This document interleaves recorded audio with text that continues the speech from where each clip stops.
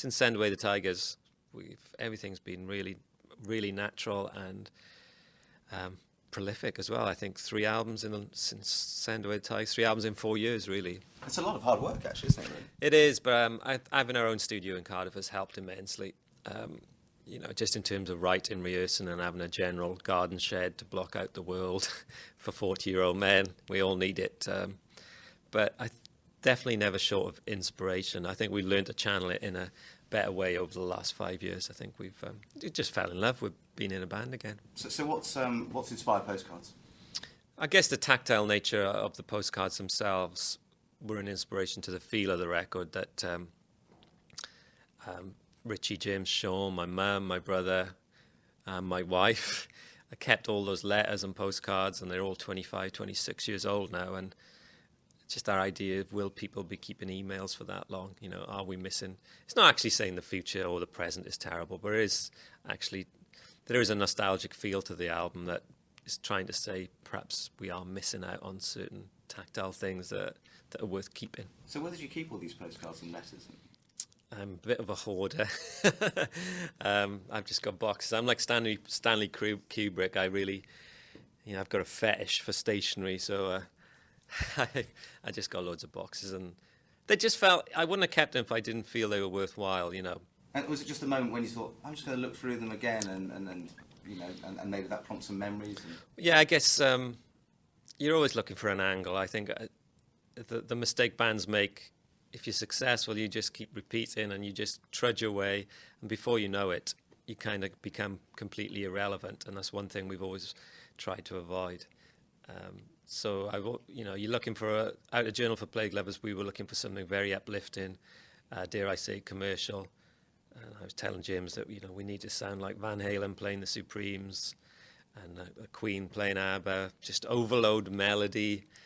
And I think that's what we achieved. I mean, it's sort of a return to sort of a similar vein to Everything Must Go, which was a hugely successful album for you. Yeah, and I think sort of Holy Bible produced Everything Must Go, and Journal for Plague Lovers produced Postcards, both dark albums followed by sort of the melancholia turned into something really uplifting, which is a great trick we have as a band. I think we can turn something quite serious and quite sad into kind of really just positive sounding music.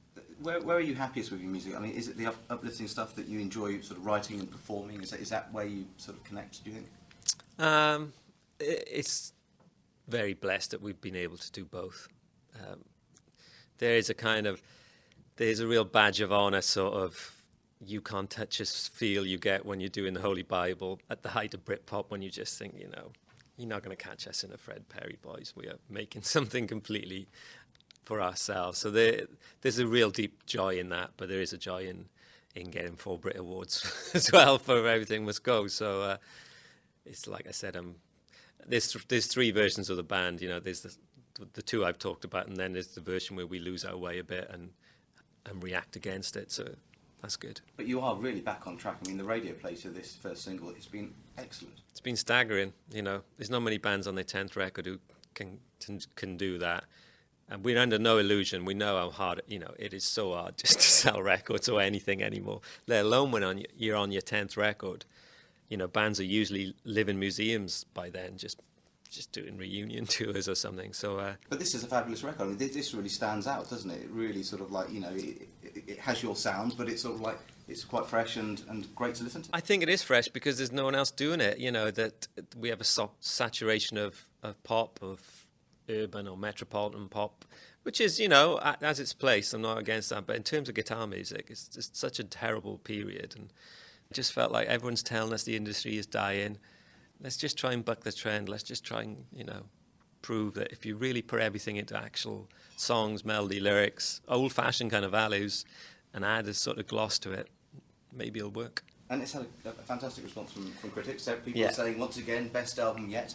I think people just have to bow down to the melody and the beauty of the record. I think even people who are not that fussed on us have just thought, God, these at 41 years old on their 10th album, they've still had the passion and the wherewithal to make a record like this.